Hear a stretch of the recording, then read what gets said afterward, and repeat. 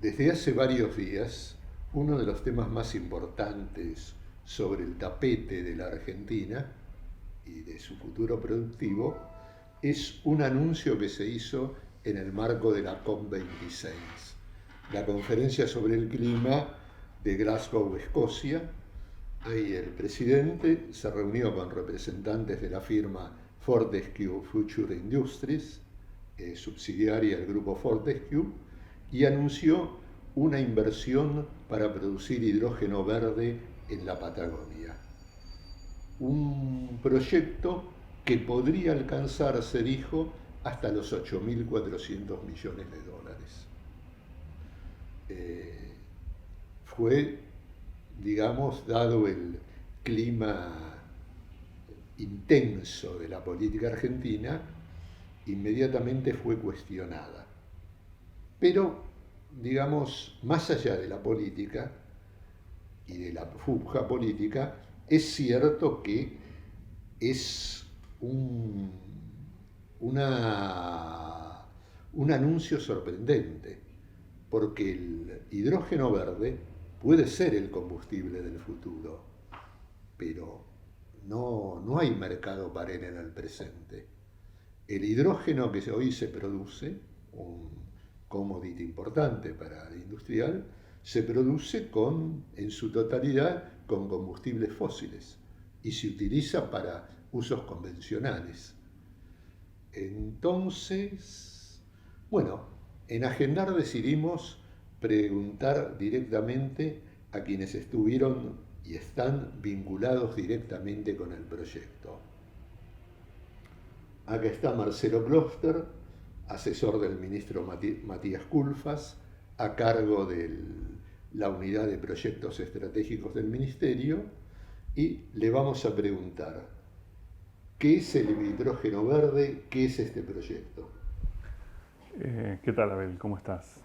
El hidrógeno verde es básicamente un combustible que es muy novedoso, muy disruptivo en el ámbito de del sectores energéticos, porque en el fondo hidrógeno verde es hidrógeno, algo que conocemos, que la humanidad viene tratando hace muchas décadas, aunque el carácter de verde lo da el hecho de que la energía que se utiliza para conseguirlo, para obtenerlo, es energía totalmente renovable.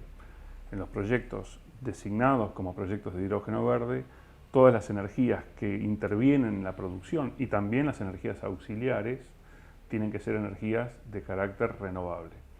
Algunos proyectos de hidrógeno verde se hacen con energías solares, otros se hacen con energías eólicas, otros se hacen con energía hidroeléctrica, y apostamos a que en el futuro haya también otras formas renovables, como puede ser, por ejemplo, la energía geotérmica. Pero en esencia, el hidrógeno como tal es un vector energético. No es una energía en sí, sino que es un transportador de energía. Efectivamente, el mundo no tiene hoy en su matriz energética una demanda de hidrógeno como combustible, porque es un producto altamente novedoso. Algunos países, en particular países centrales industrializados, están haciendo un despliegue muy activo en los últimos 5 años, en el último lustro, para primero prospeccionar si el hidrógeno era efectivamente posible, su manejo, su tecnología para ser utilizado de manera confiable y de manera sustentable. Y atravesada esa primera etapa, ya están muchos países empezando a hacer estudios de factibilidad y de despliegue de matrices energéticas en las que la energía central sea el hidrógeno. Eso está ocurriendo fundamentalmente en países como Japón, Corea, Alemania, Inglaterra, Francia, incluso Estados Unidos. Hay una fuerte apuesta a que este hidrógeno, para esos países que tienen, por otra parte, una deuda significativa en términos de lo que han comprometido en París 21, en 2015, para el cambio climático. Su matriz energética tiene que empezar a cambiar de manera mucho más sustancial que países como el nuestro. Su preocupación es mucho mayor y, por lo tanto, el hidrógeno pasa a convertirse en una palanca muy importante de este cambio. Eso es conocido, el interés, inclusive hasta empresas automovilísticas están ensayando, Toyota es un caso, hay otras, pero todavía es muy menor. El 90% de los autos que hoy se fabrican en el mundo, un poco más del 90%, son de motores convencionales. Un 9% será de autos eléctricos. Los autos a hidrógeno son experimentos o chilles de ricos. Porque hay dificultades técnicas importantes. El hidrógeno es el elemento más liviano y más volátil de la naturaleza. Eso hace décadas que hay interés en el hidrógeno como combustible, pero el almacenamiento, el transporte han sido desafíos muy importantes. Las empresas que están detrás de esta inversión han solucionado, tienen expectativas de solucionar ese problema. Como decís, el hidrógeno hace muchas décadas que acompaña a la humanidad en distintas aplicaciones industriales. Siempre se pensó como un vector energético y la verdad es que, como vos decís, tuvo centralmente dos problemas. Por un lado, el problema de almacenamiento. El hidrógeno es un gas que es muy costoso licuarlo y mantenerlo en estado líquido durante largos periodos. Por otro lado, por supuesto, la logística, porque mover este tipo de combustibles tiene estas dificultades. En los últimos años, muy recientes, estoy hablando de 2 o 3 años, muchos equipos científicos en distintos lugares del mundo, ante esta misma preocupación que mencionábamos antes, se han dedicado plenamente a tratar de resolver esta cuestión. Un equipo técnico de un instituto que está ubicado en Australia, el Instituto de Ciencia y Tecnología más importante australiano, el equivalente nuestro CONICET, por decirlo de alguna manera, que tiene por siglas la palabra CSIRO, C-S-I-R-O, destacó un equipo, preparó un equipo para trabajar en la manipulación y almacenamiento de hidrógeno y han avanzado fuertemente en esa tecnología. La empresa que nos vino a visitar y que está pensando y está activa en la inversión en Río Negro es una empresa que tiene un convenio tecnológico con CSIRO en Australia. Y hay en este convenio ya avances importantes para esa superación tecnológica, ese nuevo paso que haría que el hidrógeno pueda transportarse de una manera económicamente viable y segura y confiable a distintos lugares del mundo. Con lo cual, un puerto en Argentina, desde donde, gracias a la existencia de viento en gran magnitud, pueda convertirse en hidrógeno, va a poder ser embarcado para ir a distintos lugares del mundo de una manera, como dije, económicamente viable, ambientalmente sustentable, y a distintos lugares haría que podamos exportar en el fondo. La significación de esto es que Argentina por primera vez encontraría un mecanismo muy disruptivo para poder exportar algo que tiene y que no podía exportar, que es viento. Argentina podría exportar viento mediante el paso tecnológico que significa convertirlo en hidrógeno y ese vector ser transportado a distintos lugares. Nos dice la empresa australiana que eso está ya resuelto desde el punto de vista económico y técnico. Es un anuncio muy importante, Marcelo. Es, como dicen los gringos, un game changer. No solo para la Argentina, para el mundo. Un hidrógeno que se pudiera transportar y almacenar fácilmente cambia muchísimas cosas. Y es por eso que vos mencionás que ocurrió en los meses, en particular en el último año, de manera disruptiva, esta avanzada, que no solamente es de parte de esta empresa australiana, esta avanzada está ocurriendo en muy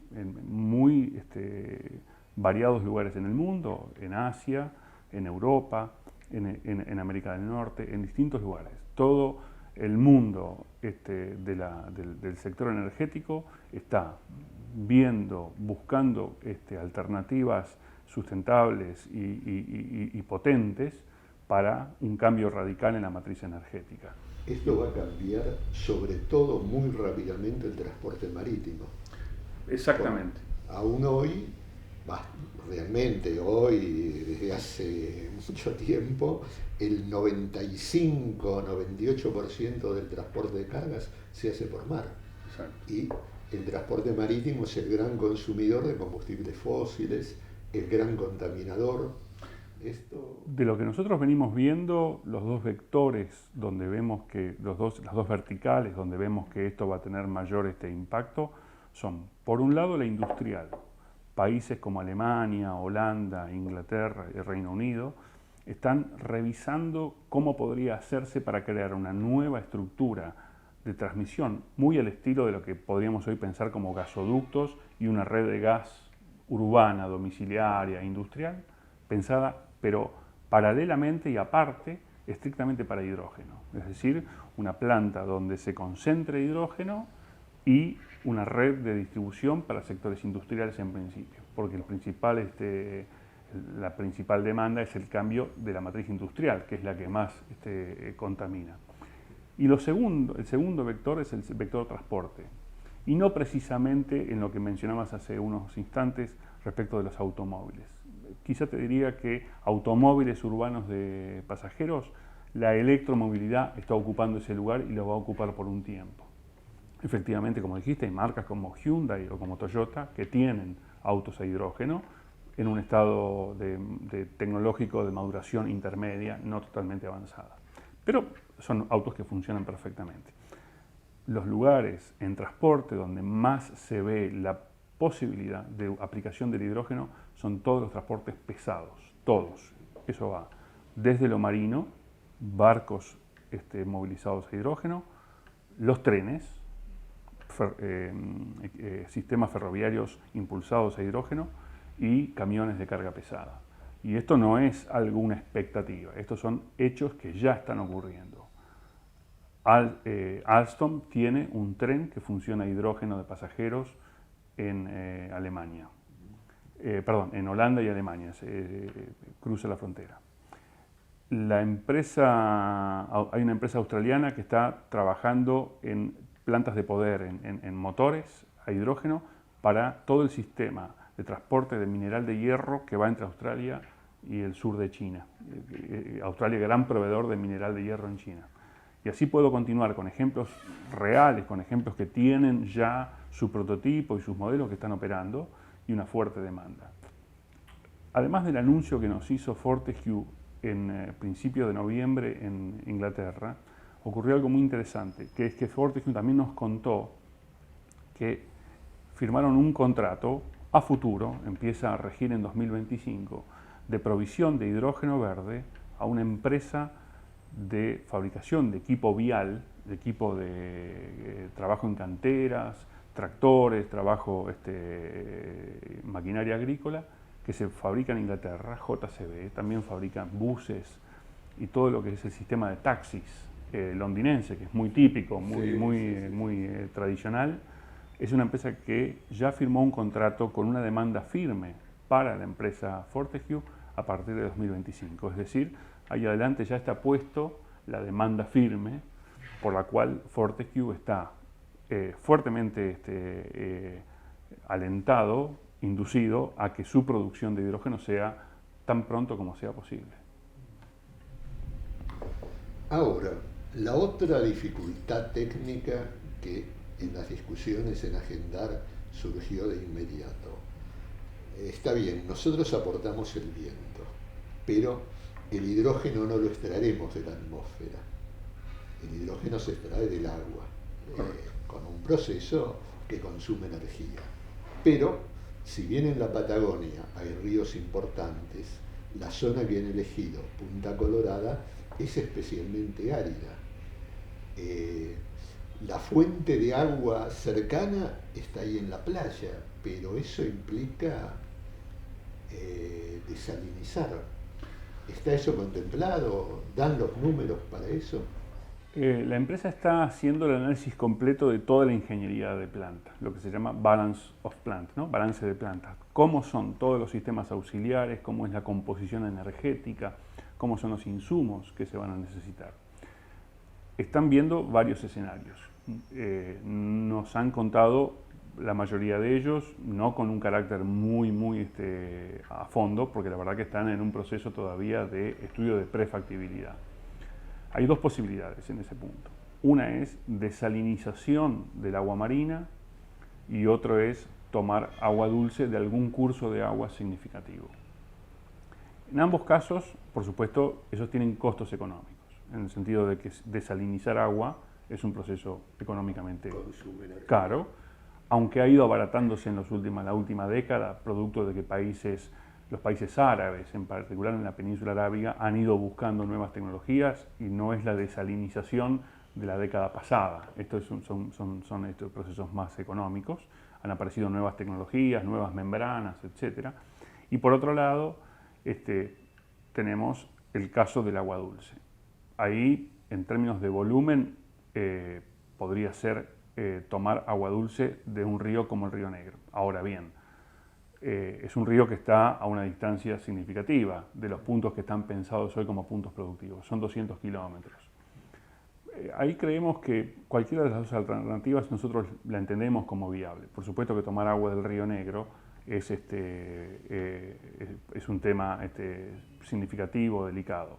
Digamos también que es el segundo río más caudaloso de la Argentina, aproximadamente 1000 metros cúbicos por segundo, es el segundo río, un río muy importante, muy bueno y con mucha regularidad en su caudal, de un agua dulce que si se tomara en algún lugar del río, 100 o 200 kilómetros allá adelante, esa agua dulce se convierte y se pierde como agua salada cuando se encuentra con el océano Atlántico. Exacto.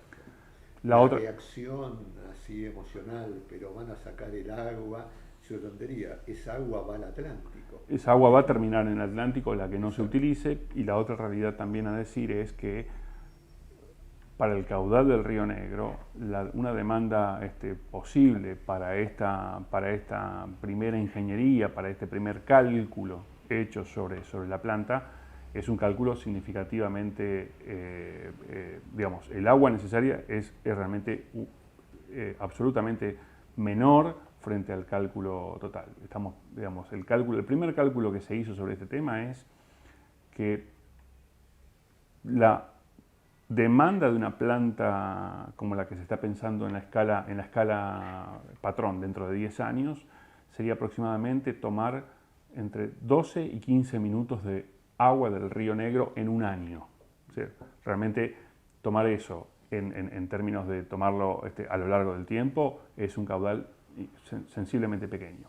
Tiene una ventaja adicional, que es si yo pudiera construir, ya hay construidos acueductos, pero si yo pudiera construir un acueducto desde un punto de toma hasta la planta, también eso podría tener un efecto adicional social, que es, podría tomar agua en exceso y generar un nuevo valle fértil con riego, porque esa tierra lo único que necesita es riego, es buena tierra, necesita solamente agua. Se podría pensar en un valle adicional que corra desde algún lugar de toma hacia el punto de servicio, digamos, que estaría en la planta en los alrededores de Sierra Grande, Punta Colorada.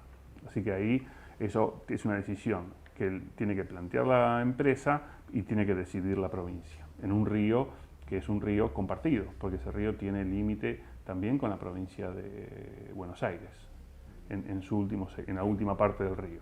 Con lo cual es un tema que se va a conversar. Pero claramente estamos hablando de un proyecto que podría tener efectos, externalidades como esta, muy significativas. Tener un nuevo valle en la zona del Río Negro adecuadamente regado generaría un impacto muy fuerte en esa zona en términos de producción frutícola. En esa zona es todo lo que es fruta seca, hay producción también pecuaria, con lo cual el potencial que emerge de eso es alto. Nadie podría decir que no hay acueductos. En ese río ya tiene 2 acueductos que van a servir agua a la localidad de San Antonio Este y otro acueducto que va a Balcheta, con lo cual hay obras civiles que ya se han hecho en ese sentido. Bueno, Marcelo, supongamos que los estudios de perfectibilidad dan bien. ¿Cuál es el rol de Argentina de la industria y de la técnica argentina en el proyecto. Te lo digo porque ha habido, por ejemplo, en los últimos años, una inversión importante en energía eólica, sobre todo en la Patagonia. Y una crítica que hemos hecho de Agendar es que el único insumo argentino previsto era el viento. Todo lo demás se importaba. Está bien, es un aporte a la red eléctrica en tiempos de sequía como el actual, es un aporte bien pedido. Pero esperemos que cuando se desgasten los generadores eólicos, nuestra industria pueda reemplazarla. Hasta ahora la intervención ha sido mínima. ¿Qué han pensado ustedes para este nuevo proyecto? Eso que decís es totalmente coincidente con la opinión de Culfa del ministro Culfa respecto de esta situación, ¿no? Una escalada eólica entre 2016 y 2018 que lo único que utilizó fue el viento en Argentina. Claramente nuestra mirada es una mirada en ese sentido totalmente productivista. Hemos charlado muchas veces con la empresa en distintos aspectos y está claro que para nosotros esto es significativo si además insertamos tanto a las comunidades, tanto a la sociedad, como a todo lo que sería la comunidad científico-tecnológica y a las empresas argentinas en este proyecto. Este proyecto es muy significativo y ahí tenemos un conjunto de lugares, de eslabones de la cadena de valor del hidrógeno donde las empresas argentinas pueden hacer un gran aporte. Eso se vio reflejado con la visita muy reciente, la semana pasada, de la CEO, la gerenta ejecutiva de la empresa, primero a Sierra Grande, Punta Colorada, pero luego a Bariloche, para tomar contacto con los científicos que trabajan en el Centro Atómico Bariloche, que es uno de los lugares en Argentina con mayor avance en el estudio de hidrógeno, y también una visita a INVAP. Esos son dos lugares de lo que sería nuestro ecosistema científico-técnico, donde debería haber intervención. La verdad que los resultados de esa visita son muy favorables. Tuvimos una charla al final de esas visitas y esta persona, la CEO Julie Shuttleworth, quedó realmente favorablemente impactada por lo que encontró, que era superior a lo que ella hubiera pensado. Y el otro factor que consideramos importante y significativo es el factor INPSA. El Ministerio produjo la capitalización de acciones de la empresa en mayo pasado y INPSA, casualmente, quizá coincidentemente, felizmente, en su historia ha trabajado casi mayoritariamente, solo con excepción de CAREM y energía nuclear y embalse, ha trabajado casi, como decía, en una feliz coincidencia con energías renovables, tanto sea la hidroeléctrica como sus proyectos eólicos. Es el productor de turbinas más importante de Latinoamérica. Sin duda, eso por un lado, y además tiene un largo track record en producción de parques eólicos.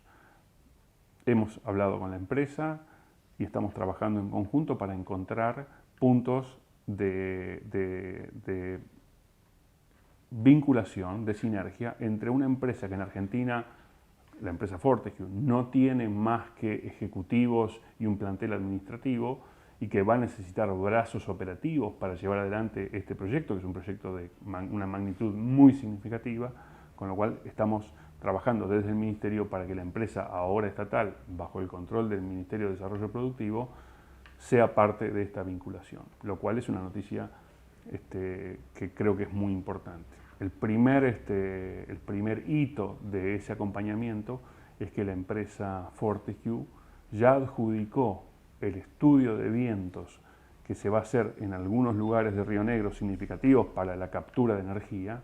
Se lo adjudicó a la empresa INPSA hace muy pocas, es una primicia, digamos, porque es muy reciente. Una primicia bienvenida. Bien, y ahí tenemos entonces que el estudio de vientos lo va a hacer la empresa INPSA en Río Negro. Entonces eso ya empieza a llevar adelante todo un trabajo conjunto que podría terminar seguramente en algo un poco más robusto y por supuesto y un poco más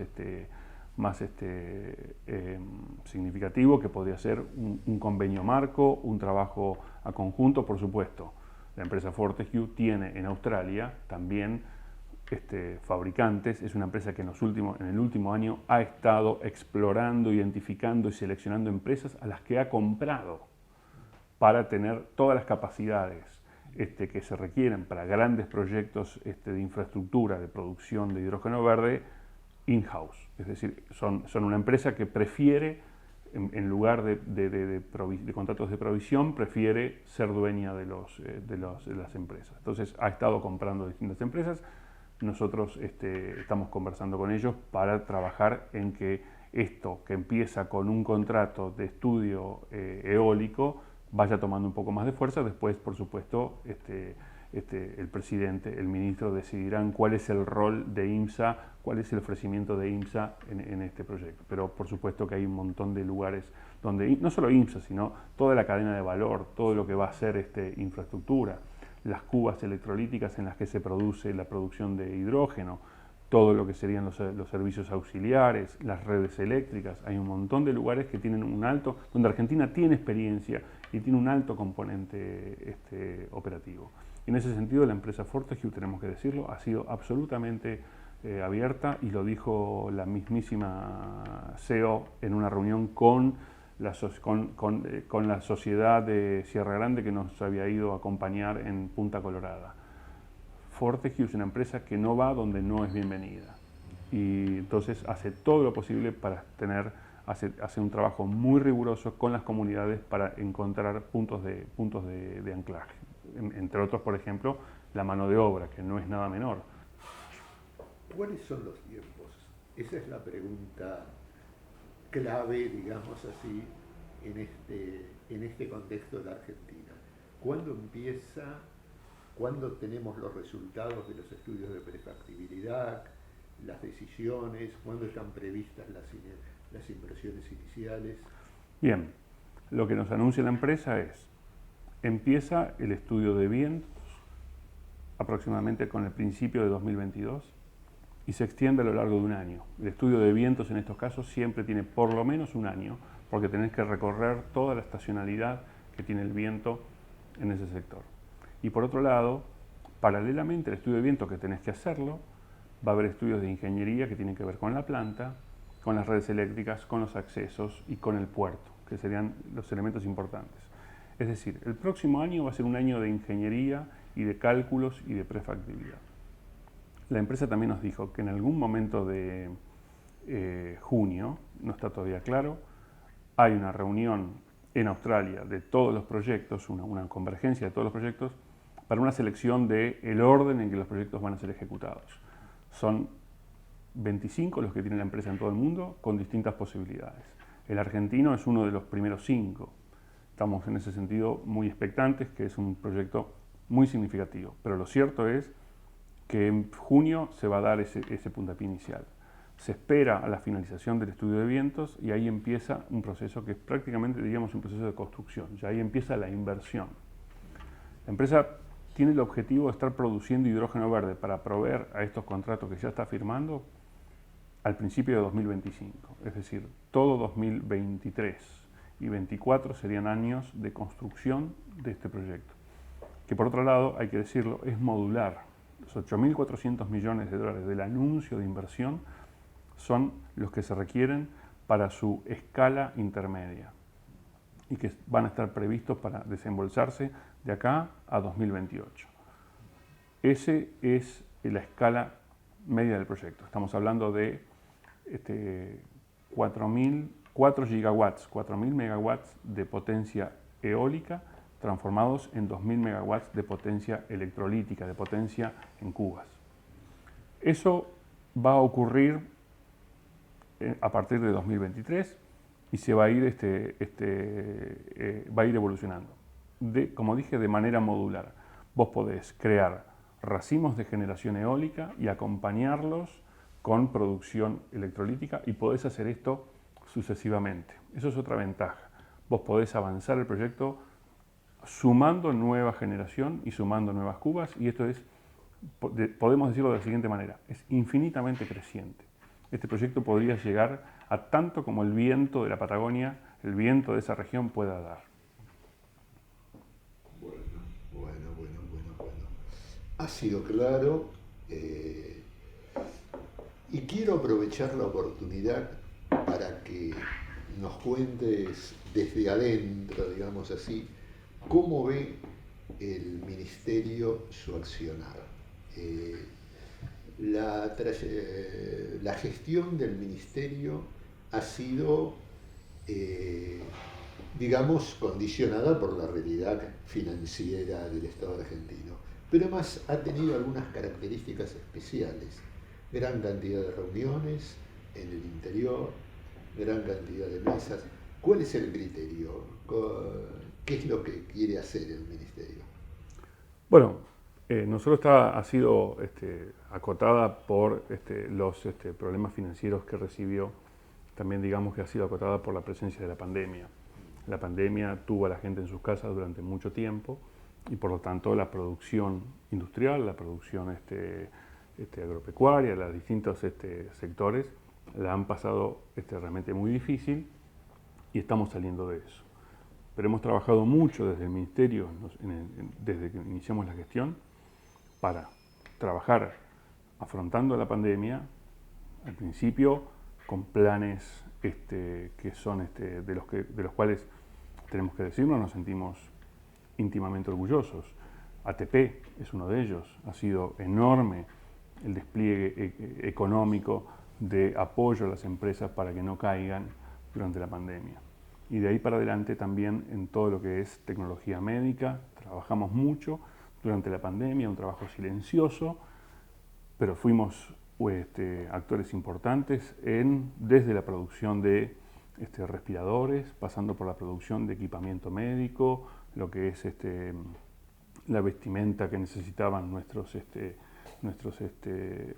terapistas, la gente que estaba en la primera frontera del trato con la enfermedad. Y de ahí para adelante tratar de mover a toda la industria y a todos los sectores productivos hacia el presente que tenemos hoy.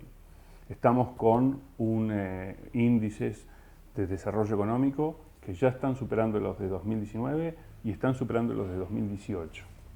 Eso es producto de un trabajo que estamos haciendo en el Ministerio de Desarrollo Productivo en conjunto con todos los actores del gabinete económico. Tenemos superávit comercial mes a mes, eso es muy significativo porque garantiza estabilidad cambiaria y eso hace que estemos todos aliviados respecto del horizonte económico-financiero.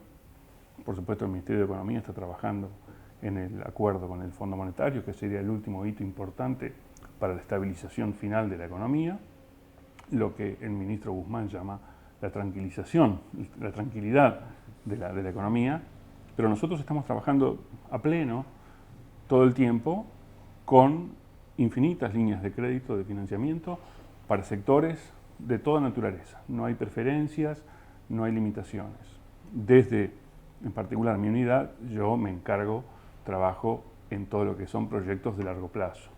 Yo estoy tratando de acompañar al ministro en la mirada de la Argentina de 2030, de 2025. Cómo son distintos sectores económicos o cómo van a ser en ese momento para tener siempre las premisas que necesitamos económicas que se cumplan adecuadamente. Balanza comercial positiva, trabajo argentino, incorporación tecnológica y verdadera captura tecnológica y un país un poco más federal. Y por supuesto respetando las premisas de políticas de género, economía circular, el nuevo desarrollo de la economía verde. Un montón de programas que no son solo programas y reuniones, son líneas de financiamiento, son líneas de apoyo real, que no solo tienen que ver a veces con el financiamiento, tienen que ver con diseño, con tecnología, con capacitación, con infinitos aspectos que se nos van presentando.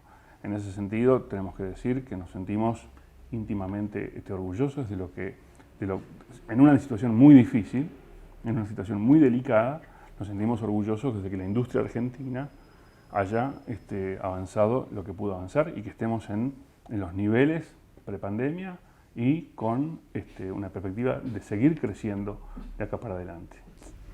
¿Tendremos financiamiento para exportaciones? Ese ha sido siempre el talón de Aquiles de la industria argentina cuando quiere competir. Sí, las líneas de financiamiento están apareciendo, están surgiendo y una de las premisas significativas, de los criterios básicos del Ministerio en la selección de proyectos, los que considera estratégicos, es que sean proyectos o exportadores o, lo que es lo mismo, pero dicho de otra manera, lo que sería sustitución de importaciones. Nos interesan centralmente proyectos que en el corto, en el mediano o en el largo plazo puedan convertirse en proyectos exportadores, para lo cual necesitamos proyectos que tengan una productividad adecuada y no una productividad que mira solo sueldos de los trabajadores, una productividad pensada desde la tecnología, desde aplicar los mejores criterios, Industria 4.0, nuevos conceptos en inteligencia artificial. Esos son los proyectos que nosotros priorizamos. Pero la verdad es que el objetivo es proyectos exportadores en todo el espectro productivo argentino, tanto las industrias extractivas, las primarias, la minería, la industria agropecuaria, la producción de proteínas, como también proyectos más tecnológicos, mucho más tecnológicos que tiene Argentina, que son producir satélites, producir centrales nucleares experimentales, producir distintos tipos de minerales y, con suerte, en el futuro cercano, estar produciendo hidrógeno verde. Bueno, ha sido una experiencia interesante. Gracias, Marcelo. Muchas gracias, Isabel.